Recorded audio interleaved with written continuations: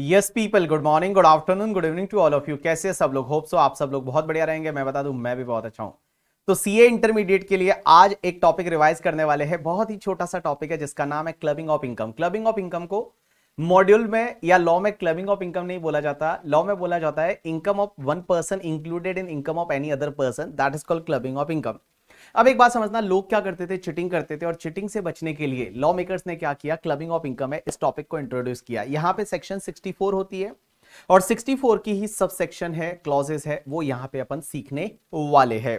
इसमें होता क्या है, जैसे मैं एक एग्जांपल लेता हूं। मेरे मान लो 5 बच्चे हैं और टोटल 8 बच्चे हैं। तो मेरे मान लो 8 बच्चे हैं और वो 8 बच्चे हैं, सब माइनर है, उनकी कोई भी इनकम नहीं है। तो मैं क्या करूंगा, जो एफडी कराऊंगा वो एफडी सब 8 बच्चों के लिए अलग अलग एफडी करा ली और सबको अगर 2,50,000 का इनकम दे देता हूं तो उनको क्या होगा? बेसिक एग्जामिशन का बेनिफिट मिल जाएगा, कुछ भी टैक्स नहीं लगेगा। लोग ऐसा किया करते थे, तो इसको रोकने के लिए लॉ मेकर्स ने सेक्शन 64 डाली। और सेक्शन 64 की सब सेक्शन 1A है, वो ये बोलती है इनकम ऑफ माइनर चाइल्ड। एक चीज ध्यान रखना, माइनर चाइल्ड की जो भी इनकम होगी that has to be club in hand of parent. Means parents के हाथ में क्लब हो जाएगी, या तो मदर के हाथ में या फादर के हाथ में, जिसकी इनकम ज्यादा है before clubbing minors income. Means minor का इनकम क्लब होने से पहले जिसकी इनकम ज्यादा है, अगर मम्मी की ज्यादा है तो मम्मी के हाथ में माइनर की इनकम क्लब होगी, और अगर पापा की ज्यादा है तो पापा के हाथ में माइनर की इनकम क्लब होगी। लेकिन एक चीज ध्यान रखना, एक बार अगर क्लब हो गया तो फिर नेक्स्ट ईयर उसी पेरेंट्स के हाथ में क्लब होगा। ऐसा नहीं है कि नेक्स्ट ईयर फिर मम्मी या पापा वापस इनकम देखना पड़ेगा, नहीं।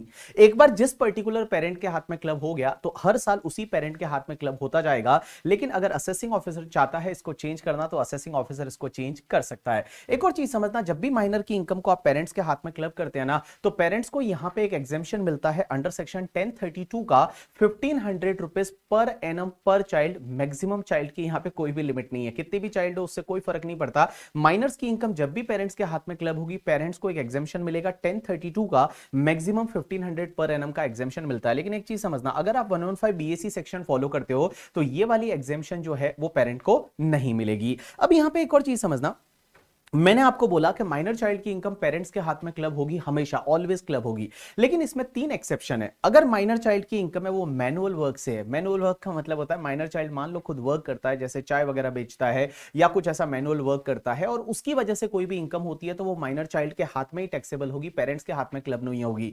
दूसरा, अगर माइनर चाइल्ड की इनकम है वो स्किल एंड टैलेंट से होती है, तो स्किल एंड टैलेंट की इनकम है वो माइनर चाइल्ड के हाथ में ही टैक्सेबल होगी, पेरेंट्स के हाथ में क्लब नहीं होगी। और तीसरा, अगर minor child suffering from the disability, अगर माइनर चाइल्ड है वो डिसेबल और डिसेबिलिटी से सफर कर रहा है, तो उसकी जो भी इनकम रहेगी वो माइनर चाइल्ड के हाथ में ही क्लब होगी, पेरेंट्स के हाथ में क्लब नहीं होगी। मींस माइनर चाइल्ड के हाथ में ही टैक्सेबल होगी।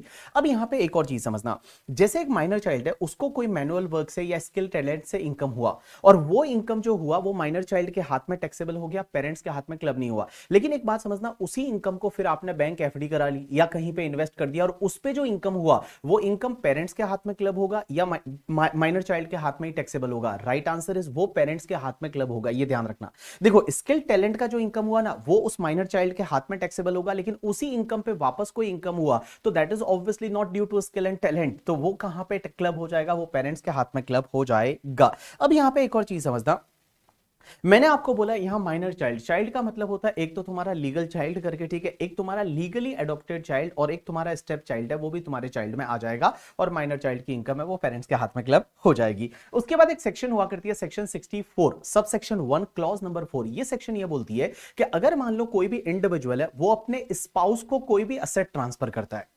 इंडिविजुअल अपने स्पाउस को कोई भी असेट ट्रांसफर करता है, असेट में मींस कोई भी असेट हो सकती है, शेयर एंड सिक्योरिटी हो सकती है या मनी हो सकता है, कोई भी असेट ट्रांसफर किया, तो उस असेट पे जो भी इनकम होगा ना वो इनकम मिलेगा तो किसको? स्पाउस को। लेकिन उस पे टैक्स है वो कौन भरेगा? ट्रांसफरर भरेगा। मींस जो भी ट्रांसफरर रहेगा वो ट्रांसफरर के हाथ में वो इनकम क्लब हो जाएगी। तो ये प्रोविजन क्या बोलता है? देखो, अगर कोई इंडिविजुअल है उसने कोई असेट ट्रांसफर की अपनी स्पाउस को, अपनी स्पाउस को या अपने स्पाउस को, वाइफ ने हस्बैंड को, हस्बैंड ने वाइफ को, और उस असेट से जो इनकम होगी वो मिलेगी स्पाउस को, लेकिन उस इनकम पे टैक्स कौन भरेगा? ट्रांसफरर इंडिविजुअल है वो उस इनकम पे टैक्स भरेगा, मींस क्लब हो जाएगा ट्रांसफरर के हाथ में। लेकिन यहां पे एक चीज समझना, ये वाला जो प्रोविजन है वो तभी लगेगा जब दोनों के बीच में हस्बैंड एंड वाइफ का रिलेशनशिप होना चाहिए at the time of transferring the asset as well as at the time of generating the income. जब असेट ट्रांसफर किया था उस टाइम भी दोनों के बीच में हस्बैंड एंड वाइफ का रिलेशनशिप था, और जब इनकम हो रही है उस दिन भी दोनों के बीच में हस्बैंड एंड वाइफ का रिलेशनशिप है, तो ही क्लबिंग होगा, अदरवाइज क्लबिंग नहीं होगा। एक और चीज समझना, अगर यहां पे असेट ट्रांसफर की जाती है, वो असेट ट्रांसफर की जाती है in connection of the leave apart. In connection of leave apart का मतलब क्या होता है कि अगर हस्बैंड एंड वाइफ है, उनका डाइवोर्स नहीं हुआ लेकिन उन्होंने डिसाइड किया है वो अलग अलग रहेंगे। ऐसा बहुत बार होता है, जैसे मान लो हस्बैंड एंड वाइफ डिसाइड कर लेते हैं हम साथ में नहीं रहने वाले, मैं तेरा मुंह नहीं देखूंगा, तू मेरा मुंह मत देखना करके, ठीक है, और दोनों अलग अलग हो जाते हैं in the agreement of connection of leave apart, और उस टाइम पे अगर ट्रांसफर किया है तो उस पर्टिकुलर केस में क्लबिंग नहीं होगा।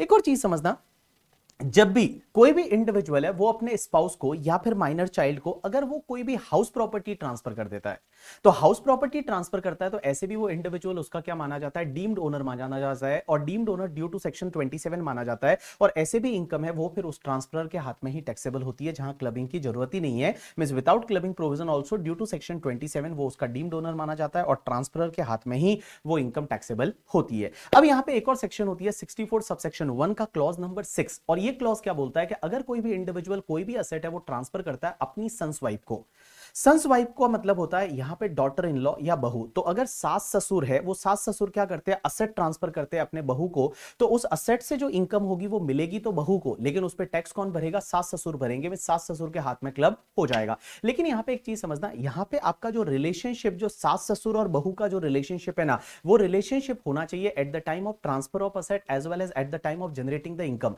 जब असेट ट्रांसफर की थी उस टाइम भी दोनों के बीच में सास ससुर और बहू का रिलेशनशिप होना चाहिए, और बेटा जब इनकम हो रही है तब भी वो रिलेशनशिप एग्जिस्ट होना चाहिए, तो ही क्लबिंग होगा, अदरवाइज क्लबिंग नहीं होगा। उसके बाद सेक्शन 64 का सबसेक्शन 1 का क्लॉज नंबर आपका 7 एंड 8 बोलता है कि अगर कोई भी इंडिविजुअल है वो असेट किसी थर्ड पार्टी को ट्रांसफर करता है, किसी अदर पर्सन को ट्रांसफर करता है, लेकिन उस असेट से जो बेनिफिट मिलने वाला है वो आपके स्पाउस को मिलने वाला है या आपके सन्स वाइफ को बेनिफिट मिलने वाला है, तो उस पर्टिकुलर केस में जितना बेनिफिट मिल रहा है ना, उतना इनकम जो है वो ट्रांसफरर के हाथ में क्लब हो जाएगा। It is like a cross gift, अभी मैं आपको समझाऊंगा अगले वाले पॉइंट में। अब एक सेक्शन होती है 64 सबसेक्शन 1 और क्लॉज नंबर 2, बहुत इंटरेस्टिंग पॉइंट है। ये पॉइंट ये बोलता है कि अगर मान लो कोई भी इंडिविजुअल है, यहां पे मैंने लिया कोई असेस्सी है जो कि इंडिविजुअल है, और असेस्सी या उसके जो रिलेटिव है, रिलेटिव में आएगा यहां पे spouse, mother, father, brother, sister, lineal descendant and lineal descendant, ये लोग जो है वो रिलेटिव में हो जाएंगे, मींस आपके near and dear relative, spouse, mother, father, brother, sister, lineal ascendant and lineal descendant. तो असेस्सी और असेस्सी के रिलेटिव मिलके किसी कंसर्न में अगर उनका सब्सटेंशियल इंटरेस्ट है, सब्सटेंशियल इंटरेस्ट का मतलब होता है 20% और मोर का या तो पीएसआर है या 20% और मोर का इक्विटी शेयर होल्डिंग है, तो यह माना जाएगा इस असेस्सी का इस कंसर्न में सब्सटेंशियल इंटरेस्ट है। और एक बात समझना, इस कंसर्न से अगर उस असेस्सी के स्पाउस को कोई रेम्यूनरेशन मिल रहा है, देखिए ये असेस्सी का अलोंग विद द रिलेटिव यहां पे सब्सटेंशियल इंटरेस्ट है इस कंसर्न में, और इस कंसर्न से उस असेस्सी के स्पाउस को अगर रेम्यूनरेशन मिलता है, रेम्यूनरेशन का मतलब सैलरी, कमीशन, बोनस वगैरह है, उसको बोलते हैं रेम्यूनरेशन, वो रेम्यूनरेशन मिल रहा है, तो लॉ मेकर्स बोलते हैं ये रेम्यूनरेशन मिलेगा तो स्पाउस को, बट इस पे टैक्स है वो ये असेस्सी भरेगा, ये इंडिविजुअल भरेगा, मींस ये रेम्यूनरेशन क्लब हो जाएगा इस असेस्सी के हाथ में।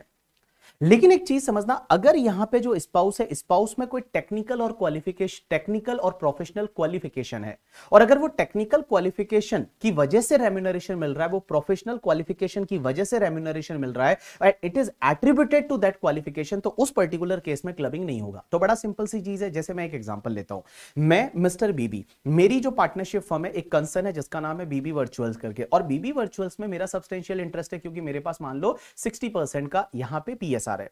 अब एक बात समझना, मेरी वाइफ को बीबी वर्चुअल से रेम्यूनरेशन मिल रहा है तो वो मेरे हाथ में क्लब हो जाएगा, लेकिन मेरी वाइफ में अगर टेक्निकल प्रोफेशनल क्वालिफिकेशन है एंड रेम्यूनरेशन जो मिल रहा है वो उसकी वजह से मिल रहा है, तो उस पर्टिकुलर केस में क्लबिंग नहीं होगा, वो रेम्यूनरेशन फिर मेरी वाइफ के हाथ में ही टैक्सेबल होगा करके। लेकिन मेरी वाइफ एकदम अब्बा जब्बा डब्बा है, मींस वाइफ में कोई प्रोफेशनल टेक्निकल क्वालिफिकेशन नहीं है, तो जो भी रेम्यूनरेशन मिल रहा है that is going to be taxable in hands of बीबी। यू गॉट माय पॉइंट और नॉट? यस। अब एक और चीज समझना, यहां पे सर अगर मान लो ऐसा हो जाए कि जैसे मान लो यहां पे, मान लो आप एग्जांपल लेते हैं, यहां पे मिस्टर बीबी है और यहां पे मेरी वाइफ है जिसका नाम है मिसेस बीबी। अब एक बात समझना, मैंने क्या किया, मैं इस पर्टिकुलर कंसर्न में, जैसे कंसर्न का नाम है बीबी वर्चुअल्स प्राइवेट लिमिटेड, मेरा यहां पे शेयर होल्डिंग है 15% का और मेरी वाइफ का भी शेयर होल्डिंग है 15% का। अगर आप मेरे पॉइंट ऑफ व्यू से देखोगे तो मैं क्या कर रहा हूं, मैं अलोंग विथ मेरी रिलेटिव, तो वाइफ मेरी रिलेटिव हो गई, मेरा इसमें सब्सटेंशियल इंटरेस्ट हो गया। अगर आप मेरी वाइफ के पॉइंट ऑफ व्यू से देखोगे तो मेरी वाइफ 15% होल्ड करती है और मैं यहां पे 15% करता हूं, तो यहां पे मेरी वाइफ का भी सब्सटेंशियल इंटरेस्ट हो गया। तो इसका मतलब मेरा भी सब्सटेंशियल इंटरेस्ट है, मेरी वाइफ का भी सब्सटेंशियल इंटरेस्ट है, और मान लो हम दोनों को रेम्यूनरेशन मिल रहा है, हम दोनों को रेम्यूनरेशन मिल रहा है, हम दोनों जो है वो दोनों को रेम्यूनरेशन मिल रहा है, और दोनों में किसी में भी अगर प्रोफेशनल टेक्निकल क्वालिफिकेशन नहीं है, तो क्वेश्चन आता है क्लबिंग किसके हाथ में होगा। तो क्लबिंग किसके हाथ में होगा, यहां पे लॉ मेकर्स ये बोलते हैं कि क्लबिंग किसके हाथ में होगा, जिसकी अदर इनकम ज्यादा है। अदर इनकम में ये क्लबिंग वाली इनकम छोड़ दीजिए, इसको छोड़ के जो बाकी इनकम है वो देखिए टोटल इनकम किसकी ज्यादा है। अगर टोटल इनकम अदर इनकम जो है वो मेरी वाइफ की ज्यादा है, तो मेरे को जो रेम्यूनरेशन मिल रहा है वो वाइफ के हाथ में क्लब हो जाएगा। बट अगर मान लो टोटल इनकम मेरी ज्यादा है as compare to my wife, तो माय वाइफ को जो रेम्यूनरेशन मिल रहा है वो मेरे हाथ में क्लब हो जाएगा। लेकिन एक चीज समझना, एक बार अगर क्लबिंग हो गया है किसी पर्टिकुलर पर्सन के हाथ में, तो हर साल फिर उसी के हाथ में क्लबिंग होगा। फिर अगर असेसिंग ऑफिसर इसको चेंज करना चाहता है तो कर सकता है, अदरवाइज वो उसी पर्टिकुलर इंडिविजुअल के हाथ में क्लब होते जाएगा। अब एक और सेक्शन आती है जिसका नाम है सेक्शन नंबर 60। बड़ी ही इंटरेस्टिंग सेक्शन है, छोटी सी सेक्शन है। ये सेक्शन ये बोलती है कि अगर मान लो आप किसी भी पर्सन को इनकम ट्रांसफर कर देते हो बट असेट ट्रांसफर नहीं करते, आप असेट ट्रांसफर नहीं करते हो, सिर्फ इनकम ट्रांसफर कर देते हो किसी भी पर्सन को, तो वो इनकम जो है वो आप ही के हाथ में क्लब हो जाएगी। आई कैन टेक एग्जांपल कि सपोज मान लो मेरा कोई फ्रेंड है या मेरा जो भाई है, भाई का एक बेटा है, तो भाई का बेटा जो है उसको मैंने क्या किया,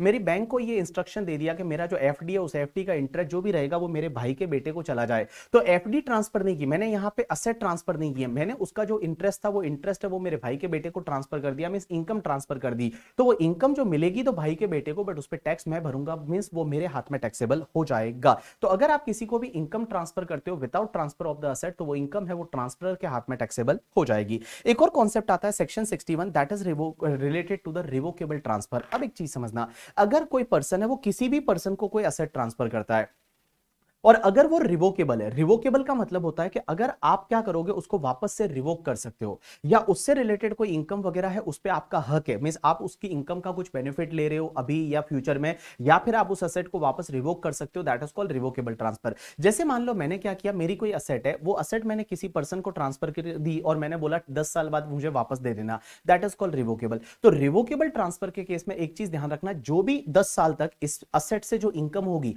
वो मिलेगा उस पर्सन को, बट उस पर टैक्स मैं भरूंगा, मींस ट्रांसफरर को टैक्स भरना पड़ता है in case of the revocable transfer. लेकिन एक होता है इररिवोकेबल ट्रांसफर। इररिवोकेबल ट्रांसफर क्या होता है कि मैंने मान लो किसी मेरे फ्रेंड को घर ट्रांसफर कर दिया और मेरे पास वापस इसमें कोई राइट वगैरह नहीं है, मैं उसकी इनकम वगैरह पे कोई भी राइट नहीं है मेरा, तो it is called irrevocable transfer. Irrevocable transfer में जो भी इनकम होगा उस पर टैक्स वही भरेगा। तो एक चीज ध्यान रखना, रिवोकेबल ट्रांसफर के केस में ट्रांसफरर उसकी इनकम पे टैक्स भरेगा, इररिवोकेबल ट्रांसफर के केस में जो ट्रांसफरी है वो पर्टिकुलर पर्सन उस पर टैक्स भरेगा। लेकिन एक चीज समझना, अगर कोई असेट है वो मैंने किसी को ट्रांसफर की और मैंने बोला जब तक तू जिंदा है उस असेट के मजे तू ले, जब तक तू जिंदा है उस असेट के मजे तू ले, तेरे मरने के बाद वो असेट वापस मेरी हो जाएगी। तो एक बात समझना, ये रिवोकेबल है, आंसर इज यस, ये रिवोकेबल है, लेकिन इसको इररिवोकेबल माना जाएगा। अगर कोई असेट है वो रिवोकेबल है only after the death of the beneficiary और ट्रांसफरी, तो इसको इररिवोकेबल ही माना जाएगा और उस पर जो भी इनकम होगी उस पर टैक्स है वो ट्रांसफरी ही भरेगा, ट्रांसफरर को टैक्स भरने की जरूरत नहीं है। यू गॉट माय पॉइंट और नॉट? यस। अब एक और सेक्शन आती है सेक्शन 64 का सब सेक्शन 2। ये सेक्शन क्या बोलती है कि अगर कोई इंडिविजुअल अपने एचयूएफ को असेट ट्रांसफर कर देता है, कोई भी इंडिविजुअल है वो अपने एचयूएफ को असेट ट्रांसफर करता है या तो विदाउट कंसिडरेशन या इनएडिक्वेट कंसिडरेशन से। एक और चीज समझना, ये जितनी भी मैंने आपको क्लबिंग की सेक्शन पढ़ाई है ऊपर से लेके यहां से जैसे जहां से मैंने आपको बताया था, स्पाउस को आप असेट ट्रांसफर करते हो, उसके बाद सन्स वाइफ को असेट ट्रांसफर करते हो, थर्ड पार्टी को असेट ट्रांसफर करते हो, उसके बाद में मैंने आपको बताया यहां पे रिवोकेबल ट्रांसफर के केस में अब आप एचयूएफ को असेट ट्रांसफर करते हो।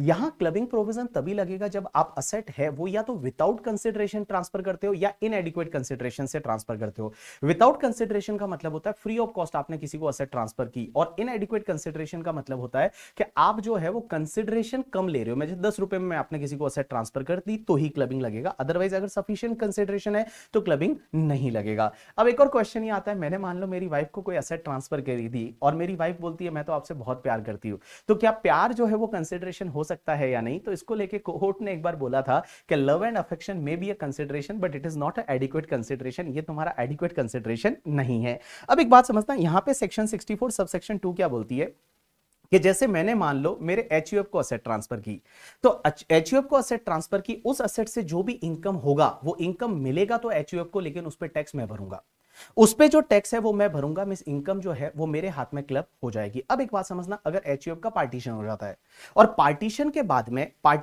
में मुझे जो असेट मिलेगी, क्योंकि मैंने जो असेट ट्रांसफर कर दी थी, फॉर एन एग्जांपल मैंने टोटल 10 लाख रुपीस एचयूएफ को असेट ट्रांसफर किया था विदाउट कंसिडरेशन।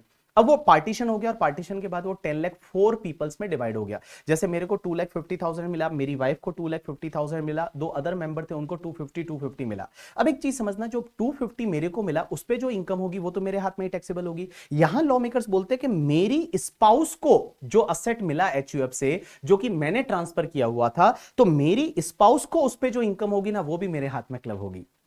तो जैसे मैंने 10 लाख रुपीस एचयूएफ को ट्रांसफर किया था, पार्टीशन हो गया 4 पार्ट में, मेरे को 250 मिला, मेरी वाइफ को 250 मिला, 250 दूसरे दो मेंबर को मिला, तो 250 जो मेरी वाइफ को मिला, उस 250 पे जो भी इनकम मेरी वाइफ को होगी वो भी मेरे हाथ में क्लब हो जाएगी। यू गॉट माय पॉइंट और नॉट? यस। अब एक और चीज समझना, यहां पे क्लबिंग में कुछ नोट्स है। नोट्स में सबसे पहला नोट्स ये है कि सर एक बात बताइए, आप बोलते इनकम का क्लबिंग होगा, क्या लॉसेस का भी क्लबिंग होगा या नहीं? Answer is yes. जो लॉसेस होते हैं ना, वो लॉसेस तुम्हारे नेगेटिव इनकम होती है, तो इनकम में आपका नेगेटिव इनकम हो पॉजिटिव इनकम हो, दोनों क्लब होगा। तो मैंने मान लो मेरी वाइफ को कोई शेयर्स ट्रांसफर कर दिए और शेयर्स पे उसको लॉन्ग टर्म कैपिटल लॉस हो गया, तो क्या लॉस भी क्लब हो जाएगा? आंसर इज यस, लॉस है वो लॉस भी क्लब हो जाएगा। अगर मान लो मैंने मेरी वाइफ को कोई असेट ट्रांसफर किया था और उसका फॉर्म चेंज हो गया, जैसे फॉर एन एग्जांपल मैंने मेरी वाइफ को 10 लाख रुपीस मनी दिया था, उसके बाद वाइफ ने उससे शेयर खरीद लिए करके, ठीक है, तो क्वेश्चन ये आता है शेयर से इनकम होगी वो भी क्लब होगी या नहीं? Answer is yes. तो भले उस असेट का फॉर्म चेंज हो गया तो भी क्लबिंग प्रोविजन लगेगा, उससे कोई दिक्कत नहीं है। अब एक और चीज समझना, अगर कैपिटल गेन हो गया तो वो भी क्लब होगा। Answer is yes, capital gain हुआ तो वो भी क्लब हो जाएगा। अब एक और चीज समझना, एक कॉन्सेप्ट आता है that is the cross gift, और इससे रिलेटेड एग्जाम में बहुत बार क्वेश्चन आता है। क्रॉस गिफ्ट क्या होता है कि दो ट्रांजैक्शन ऐसे किए जाते हैं जिससे कि लगे कि इसमें क्लबिंग नहीं होना चाहिए, बट यहां पे क्लबिंग हो जाएगा। जैसे मैं एक एग्जांपल लेता हूं, देखिए यहां पे एक बंदा है जिसका नाम है मिस्टर एक्स और यहां पे एक बंदा है जिसका नाम है मिस्टर वाई। यहां पे एक्स ने क्या किया, एक्स ने मिसेज वाई को, मिस्टर वाई और एक्स सपोज दोनों भाई है, अगर ये बंदा अपनी खुद की वाइफ को कोई असेट ट्रांसफर कर देता तो क्लबिंग हो जाता। ये क्या कर रहा है, अपनी भाई की वाइफ को असेट ट्रांसफर कर रहा है। तो एक्स ने क्या किया, मिसेज वाई को असेट ट्रांसफर किया 12 लाख का, और सपोज मिस्टर वाई ने 8 लाख का असेट ट्रांसफर किया मिसेज एक्स को, तो this is called cross gift. तो यहां पे क्लबिंग होगा, बट क्लबिंग कैसे होगा, तो देखो यहां पे मिस्टर एक्स ने 12 लाख का असेट ट्रांसफर किया है, बट मिस्टर वाई ने 8 लाख का असेट ट्रांसफर किया है, तो यहां 8 लाख पे उसको जो इनकम हुआ, किसको, मिसेज एक्स को, वो कितना है 48,000। तो बेटा ये 48,000 as it is mister X के हाथ में क्लब हो जाएगा।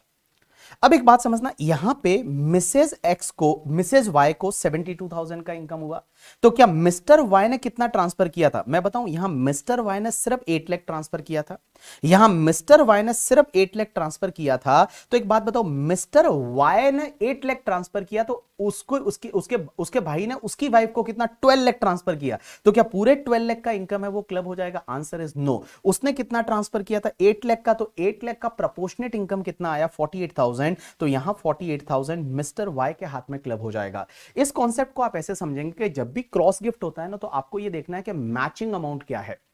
मैचिंग अमाउंट का मतलब, इस पर्टिकुलर एग्जांपल में एक बात समझिए, इसने मान लो इसको 12 लाख ट्रांसफर किया, इसने इसको 8 लाख ट्रांसफर किया, तो मैचिंग अमाउंट क्या है, 8 लाख है, और I can say that lower amount कितना है, 8 लाख है। तो आपको यह देखना है कि 8 लाख पे इसको जितना इनकम होगा ना वो इसके हस्बैंड के हाथ में क्लब हो जाएगा, और 8 लाख पे इसको जितना इनकम होगा वो इसके हस्बैंड के हाथ में क्लब हो जाएगा। सो इन सिंपल वर्ड मैं बता दूं, जो मैचिंग अमाउंट रहेगा, वो मैचिंग अमाउंट पे जितना भी इनकम होगा वो रेस्पेक्टिव पर्सन के हस्बैंड के हाथ में क्लब हो जाएगा। This is called your cross gift. अब एक और चीज समझना, अगर मान लो मैंने मेरी स्पाउस को या फिर सन्स वाइफ को कोई असेट ट्रांसफर की, जैसे पैसा ट्रांसफर किया, और उसने उसको अपने बिजनेस में लगा दिया, तो बिजनेस में लगाया तो बिजनेस का प्रॉफिट क्लब होगा।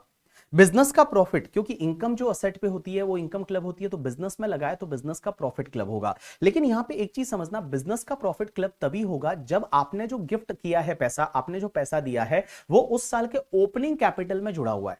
अगर ओपनिंग कैपिटल में जुड़ा हुआ है तो ही उस साल का प्रॉफिट क्लब होगा, अदरवाइज उस साल का प्रॉफिट क्लब नहीं होगा। जैसे मैं एक एग्जांपल लेता हूं कि मेरी जो वाइफ है उसका ओपनिंग कैपिटल था वो 7 लाख था, मैंने मान लो for an example 3 lakh rupees उसको गिफ्ट किया, लेकिन वो 10th अप्रैल को किया। तो 10th अप्रैल को किया, इसका मतलब आपके प्रीवियस ईयर 21-22 की ओपनिंग कैपिटल में नहीं है, बिकॉज ओपनिंग कैपिटल वो 7 लाख। अब एक बात समझना, इस साल का टोटल कैपिटल हो गया 10 लाख और इस साल का 21-22 का प्रॉफिट हुआ वो 4 लाख हुआ। तो क्या क्लबिंग मेरे हाथ में होगा? आंसर इज नो, नहीं होगा, क्योंकि ये माना जाता है कि जो 4 लाख का प्रॉफिट होता है ये ओपनिंग कैपिटल पे होता है और ओपनिंग कैपिटल 7 लाख था, उसमें गिफ्टेड अमाउंट नहीं है, तो इस साल में क्लबिंग नहीं होगा। लेकिन एक बात बताओ, अब नेक्स्ट ईयर का आपका टोटल कैपिटल कितना हो गया? 14 लाख हो गया। I have assume that this 4 lakh rupees not withdraw by my wife. Withdraw नहीं किया, ये 4 लाख का जो प्रॉफिट हुआ उसको बिजनेस में ही रखा, इसको विड्रॉ नहीं किया, तो अगले साल का कैपिटल 1/4/2022 का कैपिटल है वो 14 लाख हो गया। अब एक बात बताइए, ये 14 लाख का जो कैपिटल है इसमें गिफ्टेड वाला अमाउंट है या नहीं? Answer is yes. जो मैंने गिफ्ट किया था हस्बैंड ने 10 अप्रैल 2021 को, अब इस ओपनिंग कैपिटल में तो है ना? Answer is yes. अब एक बात समझना, इस साल का प्रॉफिट जो है वो मान लो 6,30,000 हुआ, तो क्लबिंग होगा या नहीं होगा? क्योंकि ये माना जाएगा ये 6,30,000 का जो प्रॉफिट हुआ है वो 14 लाख पे हुआ है, तो प्रोपोर्शनेटली आपके 3 लाख पे कितना होगा? तो 6,30,000 का प्रॉफिट 14 लाख पे हुआ है, तो प्रोपोर्शनेटली 3 लाख पे कितना आएगा? 1,35,000 आएगा। तो 1,35,000 का प्रॉफिट है वो हस्बैंड के हाथ में क्लब हो जाएगा और बाकी वाला 495 है वो वाइफ के हाथ में ही टैक्सेबल होगा। यू गॉट माय पॉइंट और नॉट? यस। अब एक और चीज समझना, एक लास्ट कॉन्सेप्ट ये आता है कि जैसे आपने किसी पर्सन को कोई एसेट ट्रांसफर की, उससे जो इनकम हुई वो इनकम क्लब हो गई। अब एक बात समझना, उस इनकम पे वापस जो इनकम जनरेट होगी वो क्लबिंग नहीं होगा। उस इनकम पे जो वापस इनकम जनरेट होगी वो क्लब नहीं होगा। इसका मतलब सेकंड जनरेशन इनकम पे क्लबिंग नहीं लगेगा। जैसे इसी एग्जांपल में एक बात बताओ, जैसे आपका टोटल 6,30,000 का प्रॉफिट था, इसमें से हस्बैंड के हाथ में क्लब कितना होगा? 1,35,000। लेकिन ये 1,35,000 पे टैक्स हस्बैंड भरेगा, बट एक्चुअल में हस्बैंड को ये मिला नहीं 1,35,000। अब नेक्स्ट ईयर क्या होगा? ऑब्वियसली 1,35,000 पे भी प्रोपोर्शनेटली इनकम तो होगी बिजनेस में, तो क्या 1,35,000 पे इनकम होगी वो भी क्लब होगी क्या? Answer is no. क्लबिंग क्या होगा? सिर्फ 3 लाख का प्रोपोर्शनेट प्रॉफिट जितना भी हर साल आएगा वो 3 लाख का प्रोपोर्शनेट प्रॉफिट है, वही क्लब होगा। या फिर एक और एग्जांपल यहां पे मैंने दे रखा है, देखिए मैंने क्या किया, मेरी वाइफ को 10 लाख रुपीस का एफडी गिफ्ट किया और मेरी वाइफ ने उसका एफडी करा लिया और उस पर 1 लाख रुपीस का इंटरेस्ट मिला। तो 1 लाख रुपीस का 10% की रेट से इंटरेस्ट मिला, तो 1 लाख मेरे हाथ में क्लब हो जाएगा। लेकिन अगले साल क्या हुआ, मेरी वाइफ ने टोटल 11 लाख का एफडी कराया, तो 11 लाख की एफडी कराई तो उस पर 1,10,000 का इंटरेस्ट आया 10% की रेट से, तो मेरे हाथ में क्लब कितना होगा? क्या पूरा 1,10,000 होगा या सिर्फ 1 लाख होगा? राइट आंसर इज अगले साल भी सिर्फ 1 लाख मेरे हाथ में क्लब होगा और 10,000 है वो मेरे वाइफ के हाथ में ही टैक्सेबल हो जाएगा। सो इन सिंपल वर्ड में बता दूं कि अगर मान लो आप अपने स्पाउस को या किसी भी पर्सन को कोई भी असेट ट्रांसफर करते हो, उस पे जो इनकम हुई वो क्लब होगी, अब वापस से उस इनकम पे इनकम हुई वो क्लब नहीं होगी। यू गॉट माय पॉइंट और not? Yes. So this is the completion of your clubbing topic. यहां पे आपको जो ध्यान रखना है ना, वो ध्यान क्या रखना है, देखो क्लबिंग प्रोविजन कहां लगते हैं। एक तो माइनर चाइल्ड की जितनी भी इनकम है वो पेरेंट्स के हाथ में क्लब कर दो, इससे कोई फर्क नहीं पड़ता आपने असेट ट्रांसफर की है या नहीं। माइनर चाइल्ड की कोई भी इनकम है वो हमेशा पेरेंट्स के हाथ में क्लब हो जाएगी, जिसकी इनकम ज्यादा है, एक्सेप्शन ये 3 केसेस थे। उसके बाद एक बात समझना, आप अगर अपने स्पाउस को असेट ट्रांसफर करते हो तो ही क्लबिंग होगा, या फिर सन्स वाइफ को करते हो या किसी और पर्सन को करते हो for the benefit of spouse और सन्स वाइफ, तो क्लबिंग होगा, या फिर ये सब्सटेंशियल इंटरेस्ट वाला किसी कंसर्न में तो क्लबिंग होगा करके, ठीक है। या फिर आप किसी को इनकम ट्रांसफर कर देते हो विदाउट ट्रांसफर ऑफ असेट तो क्लबिंग होगा, या रिवोकेबल ट्रांसफर है तो क्लबिंग होगा, और एचयूएफ को असेट ट्रांसफर कर दी तो क्लबिंग होगा। बाकी किसी भी केसेस में क्लबिंग नहीं होगा। जैसे मान लो मैंने मेरे मेजर सन को कोई असेट ट्रांसफर किया, वहां क्लबिंग होगा? आंसर इज नहीं होगा करके। मैंने मान लो मेरे मामा को असेट ट्रांसफर कर दी, वहां क्लबिंग होगा? नहीं होगा करके, ठीक है। मैंने मान लो मेरे भाई की बीवी को असेट ट्रांसफर कर दी या भाई को असेट ट्रांसफर कर दी, वहां क्लबिंग होगा? आंसर इज नहीं होगा। तो क्लबिंग जहां पे दे रखा है वहीं पे क्लबिंग होता है, हर जगह क्लबिंग नहीं होता है करके, ठीक है। इतना सुनने के बाद अब आप एक काम करिए, जितने भी आपके क्लबिंग टॉपिक के क्वेश्चन है वो क्वेश्चंस को आप कर लीजिए, इजीली आपसे सब क्वेश्चन हो जाएंगे करके, ठीक है।